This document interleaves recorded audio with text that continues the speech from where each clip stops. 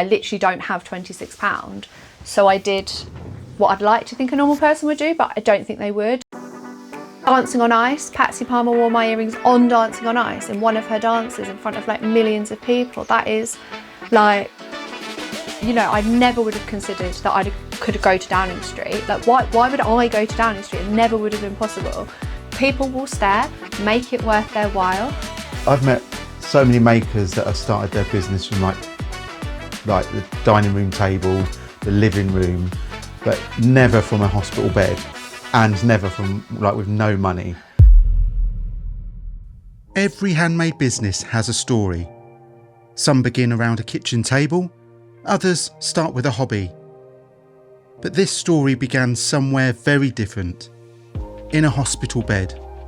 I've met so many makers that have started their business from like the dining room table, the living room, but never from a hospital bed and never from like with no money.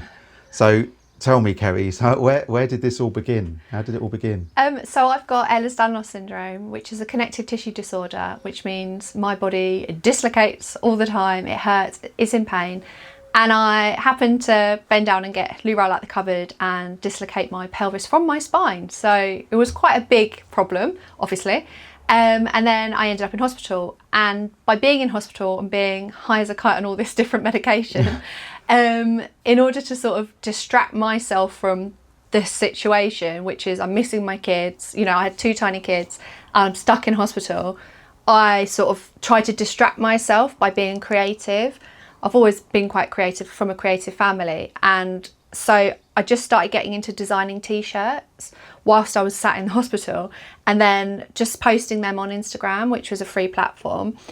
So I used print on demand in the hospital because obviously I couldn't make anything from there, but also it's a free way to sort of get yourself started. You only pay for the product once someone's bought it from you, and it enabled me to just get my designs out there and get a little bit of money. So when I got that little bit of money, I'd escaped from hospital. I started thinking about, okay, we've got the t-shirts, I'm wearing, you know, that mum uniform of leggings and a t-shirt, I'm on loads of different medication, my weight is fluctuating, nothing fits, I'm uncomfortable, I feel miserable. What else can I add? Elevate your mood. Yeah, and I realised that I was reaching for earrings, but then they were itchy, they were heavy, they were going green, so I'd have to keep taking them off. And I thought, there has to be a better way to make these earrings, like there has to be a way.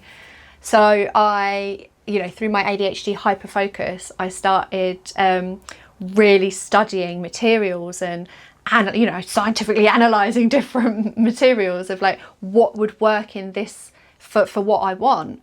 You know, I started with the metal that's touching the ear, and you know, what metal would be best for not going green, best for allergies and all of that. I found stainless steel, which is amazing. You know, surgical steel is what they use for piercing originally, so it's, you know, medical grade and all of that.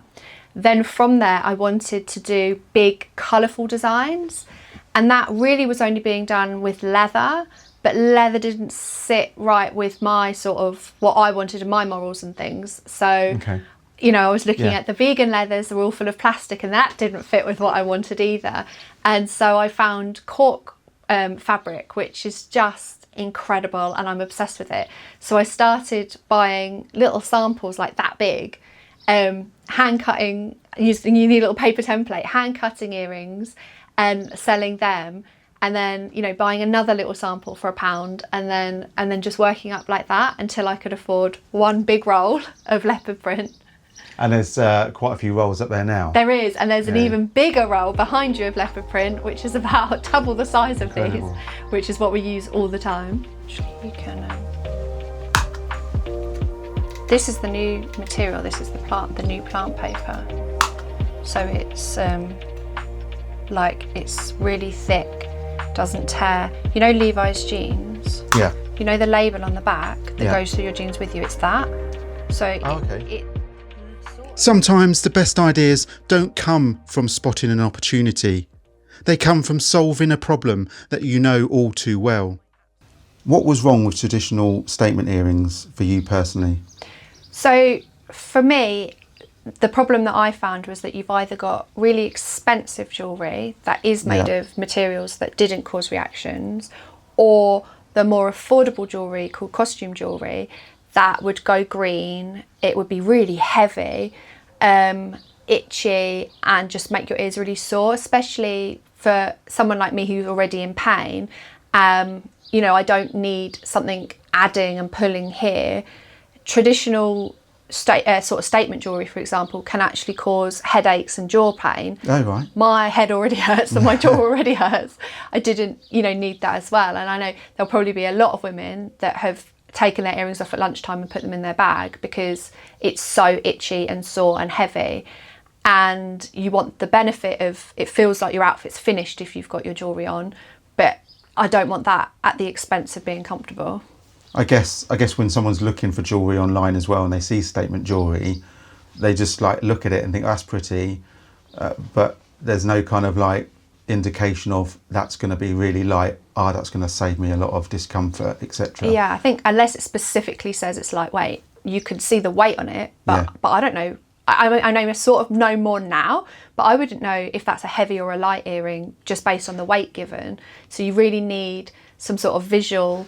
I've noticed that now if I look at websites, for example, if you see the earring in and the earlobe is being pulled, I think that earring's going to be heavy. Oh yeah, because you can see the tension. Because you can actually see it pulling, you know, whereas ours don't do that. And prolonged use of wearing those heavy earrings can really stretch out your earlobe, and then you end up with sort of permanent damage, and I wasn't after that. No, absolutely not. Which leads me on to the kind of the conversation around the material, the cork that you use. Because that's the first material you sourced, was it? When yes. You were looking at So we now really do cork and plant paper, but we started predominantly with cork because it's so lightweight. It's super sustainable. It's like one of the most sustainable materials. So I don't know if you know how cork is harvested, but I think it's fascinating. I love the stories behind how things are made. I'm like obsessed with it, and I want to go to Portugal to see it happen. But it's in Portugal. They take the bark off of the tree. They don't harm the tree, and it's really specific skilled artisans that take the bark off. Okay. They then sort of take these sheets of bark and heat it and make it all wet and boil it and all of this and squash it down, and then cut it into really thin sort of slices and then back it onto like a different fabric. But this is all just solid cork, and you can see the markings of the bark on there, maybe not on the shiny one, but the markings of the bark on there. Yeah. So it's like you can actually see part of the tree there. But not only that, when the tree is harvested and the bark's been taken off, it absorbs 3 times its weight in CO2, so it actively helps reverse climate change. That's incredible. So it's just like all of these things, I'm like, this is insane, this is so cool, like why is this not being used more? And the people that are using it are designer labels, so I'm like, this is like a mega designer label material, and I'm like, no, this could totally be available for the general. And what was the first colour or print you started with? So I started with square samples. Do you know what? I want to find out, but I honestly can't remember. It probably would have been a pink because I like the colour pink. And then it would have been a print. And I want to say it would have been leopard print because I've always loved leopard.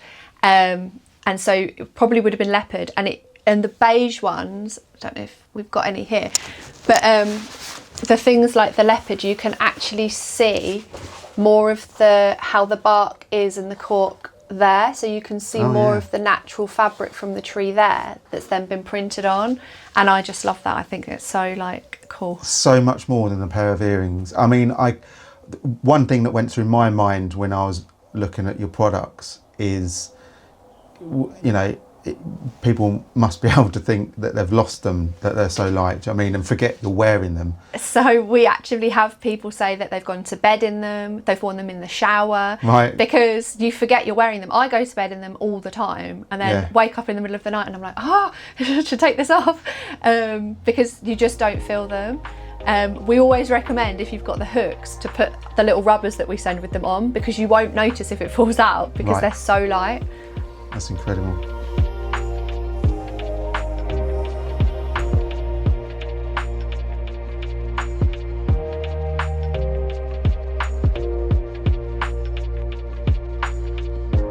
So leopard print was your first material, wasn't it? Yes. So what led you to such a bold print to start with your jewellery and not another colourful print? So I found, it's like a 2-point thing. I found that either ethical jewellery and comfortable jewellery was very beige, and I didn't want to, that's not my personality, I didn't want to do that.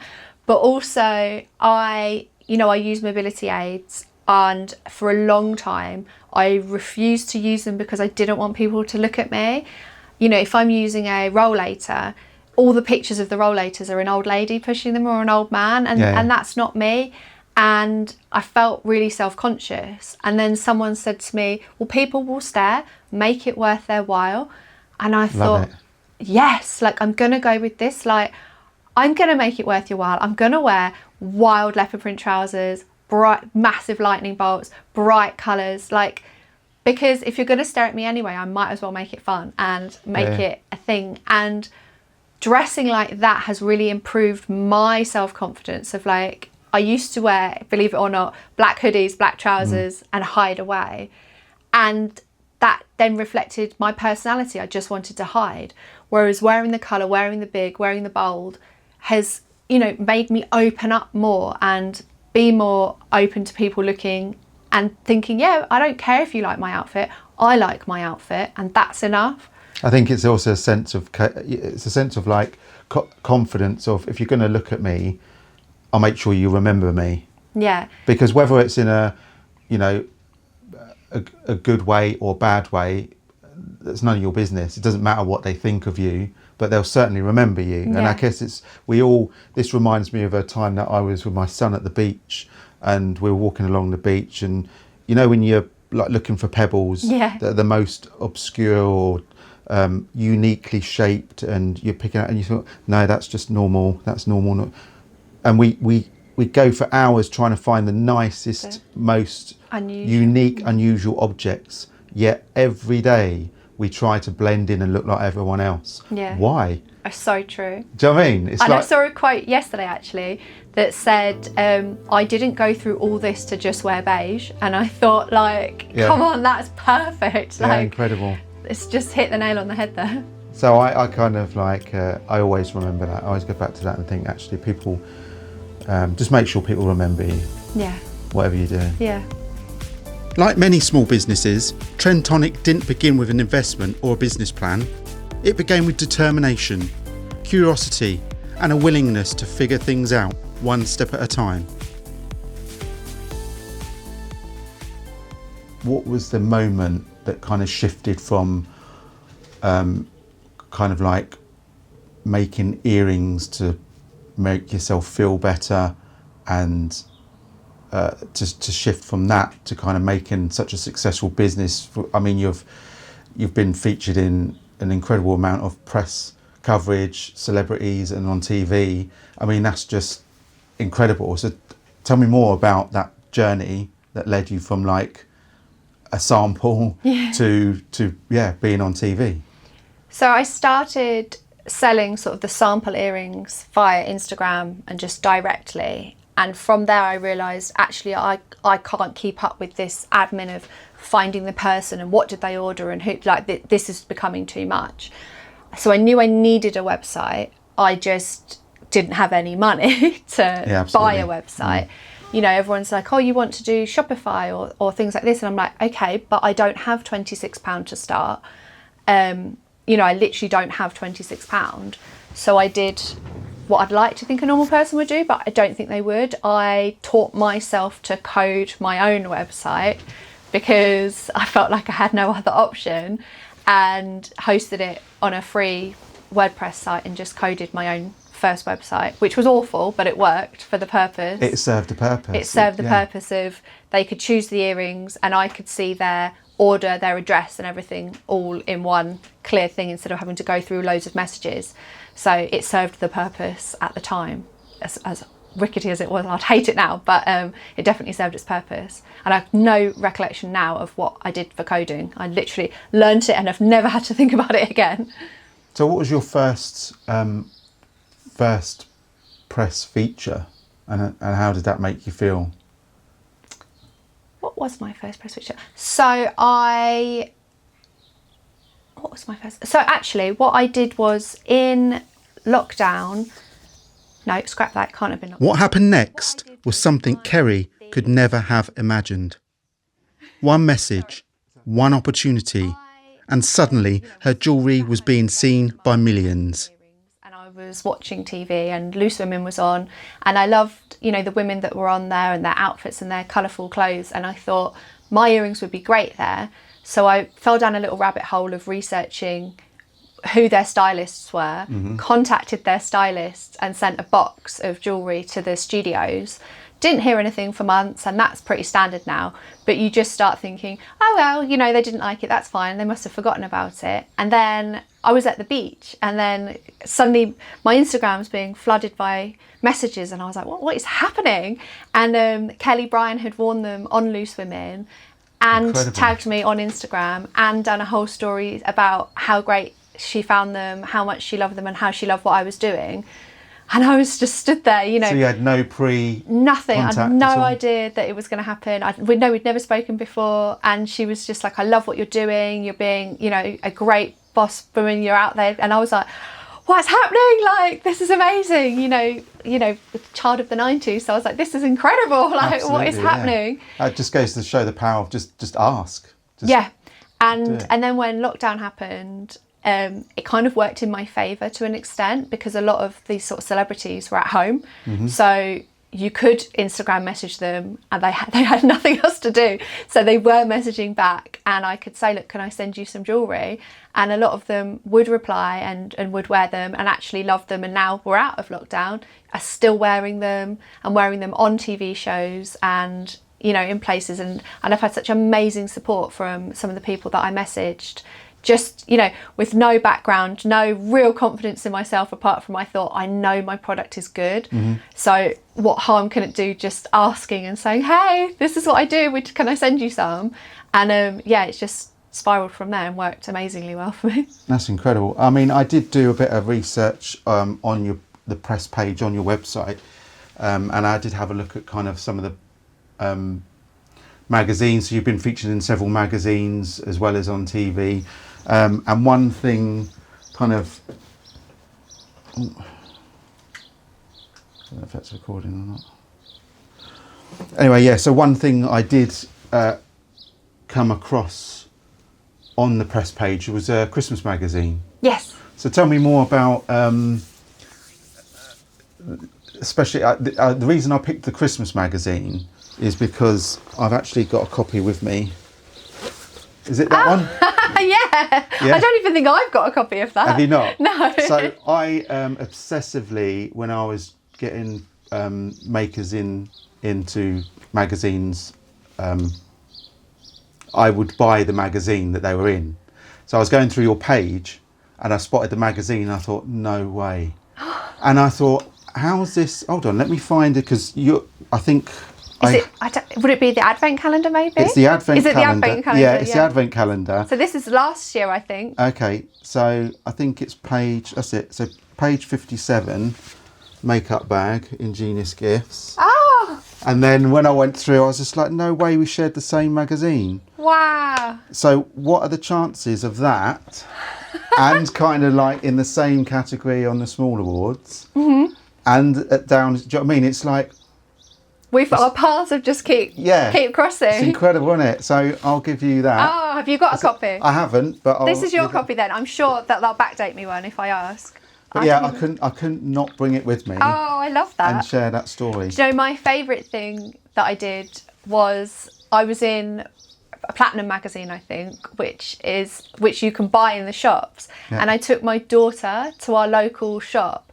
I picked it up, flicked to the page and went, look. And she was like, oh, Mummy's earrings, you're in the magazine. And to actually go into a shop, be able to pick up a magazine and show my daughter, like, look what I've done. You've seen me working in the office and in the shed, but you've seen it, and now look, it's something that we can buy in the shop. And I mean, I think press features like that are far more valuable than just potentials of sales. I think they're amazing mood boosters, and especially when a lot of small independent makers sit sit there and they get no feedback on what they're putting out there, or very little feedback, and sometimes you just think, why do I bother?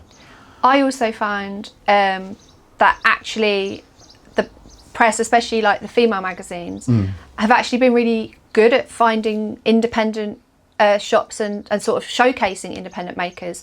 You know, social media, you're fighting against big budget brands that are advertising, but actually if you pick up a magazine, you can find small independent makers, because their stylists and their shoppers and their people that are putting it together, they want something different and they want something new, and so they're actually really good places to sort of find new brands.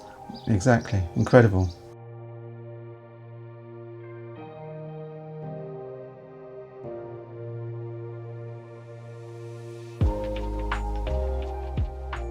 So from a hospital bed with no money to a multi-award winning company, that is pretty incredible. Tell me more about the awards. Our latest award that we won, our latest for a string of many awards that we won, was the Small Awards. And actually last year I applied, didn't get through to the final, nothing, you know. And then this year, to not only become a finalist, but to then win was, I mean, you were there, you probably saw the shock on my face on stage. I wasn't, But to actually be able to sort of go on stage and do a speech was wild for me. I didn't have anything prepared. I didn't know what I was saying. I went on, held the microphone, and just words came out before brain had engaged. But it was such a sort of, I was having a really hard time anyway, you know, so it was such an amazing sort of thing of going, keep going, like boost. Boost, that's exactly the word. It was, you are on the right path, you are, you know, this is, keep going, we're recognizing what you're doing, like.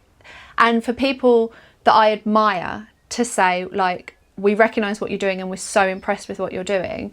And then David from Lloyd's, you know, David from Lloyd's, he works at Lloyd's Bank. This is like, just David from Lloyd's, like, you know, he's, you know, doing his interview saying, oh, they, you know, they were a worthy winner, you know, Trend Tonic's amazing and stuff. It's like, what? How? This is wild. Like the judges, it was an incredible selection of judges that just, it went till I read the list. Wow, when I read the list, I was like, all these people have read my thing. Like, what's been your biggest opportunity for your business since entering in the awards? So actually it was from the I Also a couple of years ago, which is how I first got involved with Small Business Britain, and through them they also did the Small Awards. You know, through them I've had so many opportunities. First of all, I went to the House of Lords, which was mind-blowing to me, and then actually I worked with them on something called the Maple Review, which is about breaking down barriers to entrepreneurship through economic deprivation, which is a really fancy way of saying, trying to help remove the barriers from becoming an entrepreneur, from not having money. You know, I come from a economically deprived area. I didn't have any money when I started, you know, and actually that had loads of roadblocks that didn't need to be roadblocks, loads of support that could have been available wasn't available. And so to actually go to the Department of Trade and sit in meetings with ministers and heads of these huge businesses and say, actually, yes, you think you're offering it, but you're just not doing it in a language we understand. You know, there's a miscommunication here. And for my opinions to be listened to and welcomed was just an amazing opportunity. And then the Maple Review launched recently, and now it's becoming the Maple Project, which is all about, it's just going to keep going on with that and breaking down those barriers and working on those things, and it's amazing. It's that sense of pride that your contribution is, and being heard, being listened to. And actually that it's not just for my benefit, like, you know, like my business benefits me, but actually doing something like the Maple Review will benefit so many people. And to have my name, I know it's really silly, but to have my name in the report, that I actually helped with this. It was a government-backed report. You know, I was in government helping change things is just like, how is this my life? Like, you know, and I still go there, why would people want to listen to, why would people care what I want to say? And for people to go, no, we do care. We want your opinion and we want to hear what you've got to say. Yeah. Especially people in such amazing positions of power, or even just people that I massively admire, to say like, we want your opinion is wow. Yeah, it's amazing. But that's a huge, that's one of the benefits of adding value to someone else's life. Gives an incredible sense of gratitude, because, you know, the gratitude you do get back from helping others is quite selfish, but amazingly selfish. Yeah. I mean, I try to encourage people to be selfish, because helping others is probably the most selfish thing that we could do, because the gratification that we get from helping others, and it goes way beyond the product. And I think it is just a case of adding value way beyond your marketplace. Yeah, and I feel like it's a longer lasting effect. You know, a product is a product, but actually when you are able to help someone, that has a compounding impact on their life, that has a longer lasting effect and a longer lasting positive effect. The Maple Review things will help generations of people. You know, that could actively help my children with if they want to start a business, and that kind of thing is like, that's my legacy then. Yeah. So looking back at your own journey, what do you think matters more, being seen by people or being seen by the right people? Being seen by the right people, 100%. So I've had a few posts go viral, which means they've been seen by millions of people. But all that's done is, it was millions of people that weren't my target audience, weren't customers or ever going to be customers of mine. And 9 times out of 10, it's because they wanted to write really weird comments on the post, which is why it went viral. So all that did was then feed me negativity. You know, you've got like 9 million people viewing your thing, but they're all going, this is really stupid, this is really weird, what, you know, that sort of thing. You then, all that goes into your head is this really stupid? Is what I'm doing wrong? You know, they weren't my customers, they weren't my people, they didn't get it. You know, if I got seen by 10 of the right people, and those 10 people all get what I'm doing and all love what I'm doing and want to buy my product and want to get on board with my business, that's way more valuable than 10 million people that think I'm weird. Yeah, I think that's the pressure of chasing numbers, but the right numbers. I mean, it's like you can have, nowadays you can have thousands of followers, but only 1%, if you're lucky, 1% find them on a lot of accounts. But yeah, just having the right people see your product. I guess you're better off selling 5 products to the right people than you are selling 1 product amongst 1,000 people that aren't your people. Yeah, and it's that, because you're making the product, because it's handmade, it becomes personal to you. So when these trolls and that are saying, what's the point in that, or things like that, you then take it personally, and that's not a good thing. You don't need that in your life. Building a business isn't just about products. It's also about understanding yourself, learning your strengths, learning your challenges, and finding a way to build something that works for you. You've spoken openly about being an ADHDer. So how has that shaped the way that you run your business? I think actually quite a lot of us that run businesses are either diagnosed or undiagnosed ADHD. I'm finding quite a trend. I find a lot of us we're not well suited to traditional employment, and are more suited to having that flexibility of that dopamine hit of making something and then moving on to trying to sell it or doing the website or all of these. It's nice and different, so it keeps you sort of buzzy and motivated. So I think a lot of us are quite ADHD. I found some superpowers from having it is that I will hyper focus and I will obsessively research, and so I can get the best of the best of the best out of myself in one respect. But I also will buy a load of fabric and then lose it 2 seconds later. I'll forget something. I'm consistency at all. So, you know, people say, make sure you're sending an email every week because you need that consistency. I'll send 3 in a day and then never do it again. So it's that I really struggle with that consistency. What would you say to someone who has ADHD? and has an idea of building their own business but has doubts whether or not they'll become as successful or not with that, would you have any advice for someone like that?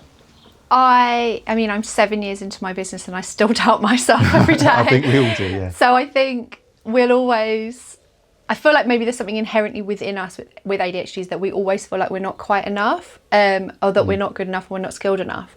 And actually, you do have to fight through that and just have a good team around you that are saying, no, you are, keep going and stuff like that. And by team, I mean just people, like family or anyone around you. I find a lot of support from other small business owners that are also going through the same. And we can, you know, lean on each other. And I'm like, oh, I feel really rubbish. It's all going wrong. Like, I don't feel, or what did you do here? And how have you done this? And you can really bounce off each other. So definitely finding your sort of group works. I think with anyone, like, if you've got an idea, just do it, because what's the worst that can happen? Like, it could literally be everything you ever dreamed of and more. That sounds really like, but you know, I've got to do things and experience things that I never dreamed possible. In my, you know, I never would have considered that I could go to Downing Street. Like, why would I go to Downing Street? It never would have been possible. You know, and that's all from having an idea and just going with it. And you know, there will be bad days, there will be people emailing you complaining about something, there will be times when you just think, oh, why have I done this, why am I doing this? But if you love your product or your idea and you know it's a good idea, then that actually really drives me. It's like, actually there is a purpose to what I'm doing and it is worthwhile. Ask almost any small business owner what they struggle with, and chances are they'll say the same thing: visibility. In a world full of algorithms and endless scrolling, simply being seen isn't always enough. One of the messages and reasons behind what I'm building with Ingenious Gifts is about trying to get makers discovered in different areas. It's just not social media, because social media is exhausting to keep on top of, and the amount of messages I see on there that people just want to make their stuff and not have to interrupt their day, or to think that I've got to record this while I'm making it, and it's probably taking the pleasure away from making it, because it's then giving you that bit of, you've got to do this bit that you don't really like, or you don't feel you're good at. How's social media, how do you feel about social media in your business? I know it's really important, but are there any other areas that you have approached to market outside of social media with your business? So I originally started on Instagram. Yeah. And it, back in the good old days of social media, When it was social. you'd post, people that followed you would see that post, they'd engage with it, and you know, it would be a back and forth communication and you'd get to know people.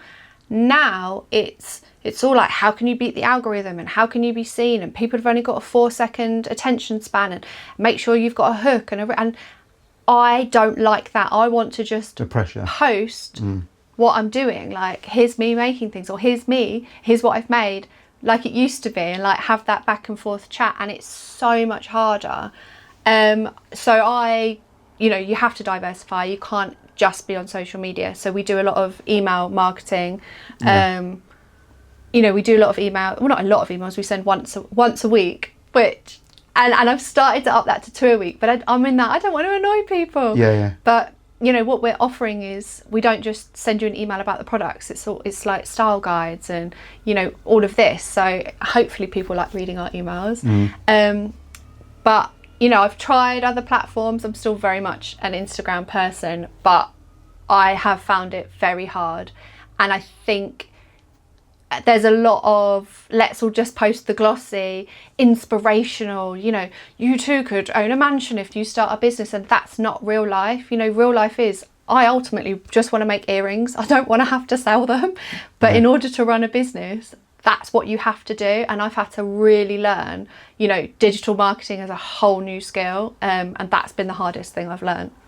I think it's getting so difficult that people, to get real traction on it, you'd have to either employ someone or approach an agency that makers and small businesses generally can't afford. But even then, I think, for me anyway, what I do enjoy about social media is actually connecting with people. And I think if I had somebody else doing my social media, it's not me. Like, so then that then feels disingenuous for myself and my brand. Is I want to show, you know, the people that follow me, like, this is me, this is my life. You know, and I want to, when you're DMing, I want it to be me that I'm speaking to you and we're having a chat, because I've met so many amazing people like that. But it does take up so much of my time. You know, I do schedule a lot of my content now, which has been a massive help for me, because I can spend a whole day, you know, it's still me doing it, but I'm at least sort of getting a week's done so that I'm not sat on it every day. But I like, it used to be that I could post on stories and like, what are you guys doing for dinner? You know, that kind of thing. And now if I do that, it will be seen by like 5 people. So there definitely feels like there's a change in something. I actually started a WhatsApp group for my customers that have become friends. And we all just chat in the WhatsApp group. Like a little mini social community. Yeah, because it's like actually what social media used to be, like where we'd ask silly questions and, you know, tell me about your weirdest injury, you know, like just random things, because it can be quite lonely, especially since lockdown, because we all are still predominantly working from home. You are sort of stuck in your bubble, so it is a nice way to get out and communicate with people. Sometimes the most meaningful discoveries happen when we're least expecting them, when we're relaxed, taking a moment for ourselves and open to finding something new. So we've spoken about the visibility beyond social media and the opportunities available through Ingenious Gifts. What are your thoughts on the digital screens and this different approach to discovery?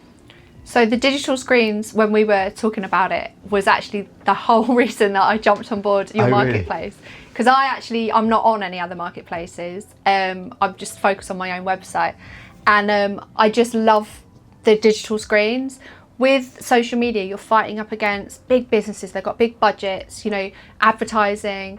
You're just fighting against noise. Whereas the screens are in a situation where people are switched off, they're getting their hair done, they're having a coffee, they're relaxed, and then they can see your story. And it's not just, here's another product that they can scroll past. It's just like, oh wow, look at that. And it really captures people at like the perfect time. And I thought it was just genius. And also it's about repetition as well. I think with social media, I used to boost posts, and I spent quite a lot of money on boosting posts just in desperation to get some exposure. And if you're looking at 10,000, I mean, for example, one of the venues that the screens are in, they have between 10 and probably about 10 to 12, 13 maybe, 1,000 people a month go through there. And a lot of them are regulars as well. So there'll be a repeat, they'll see it again. And when they do see it, they'll see it probably more than once, like when they're at the bar, when they go to the toilet, when they're just sitting waiting for their food. Whereas on social media, you see it for like 0.8 of a second. And the stats will come back and say, yes, your £40 has reached X amount of people. But again, going back to that exposure thing you said before about going viral, how many of them are actually your people? And how many, yes, 10,000 people have seen it, but have they engaged with it? Have they focused on what they've seen? Or is that just they've scrolled and accidentally got distracted, so it happens to be on the screen for a bit longer? Like, yeah, absolutely. You don't actually know that you're getting the right people. Whereas the screens are directly in the space that the customers that, you know, that should resonate with us, they actually are there. I think it's maximising the time and the amount of space that you can give to your brand out in the open world. Yeah. Every maker has that one product, the piece that somehow becomes so much more than the thing itself. For Kerry, it's these. So out of all the products you've created over the years, do you have a favourite? Is there a product that makes it incredibly special to you? Yes. And it's probably obvious that it's lightning bolts. Oh, right, yes. But it would be more this size, the double-sided lightning bolt. And it actually came from my mum saying, can you make me some lightning bolt earrings? And I was like, yeah, that's a bit weird. Why do you want lightning bolt earrings? But yeah, I'll make you some.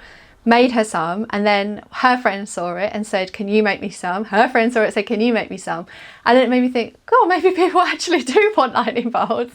And now it's literally our bestseller. Like, this feeds my kids. So like, these lightning bolts they mean a huge amount to me. And for me, Incredible, lightning bolts yeah. is a symbol of strength and power, and that you are electric, and like, you know, it should be unique and out there and different, and basically it's me in an earring, and I think that's why they're so special to me.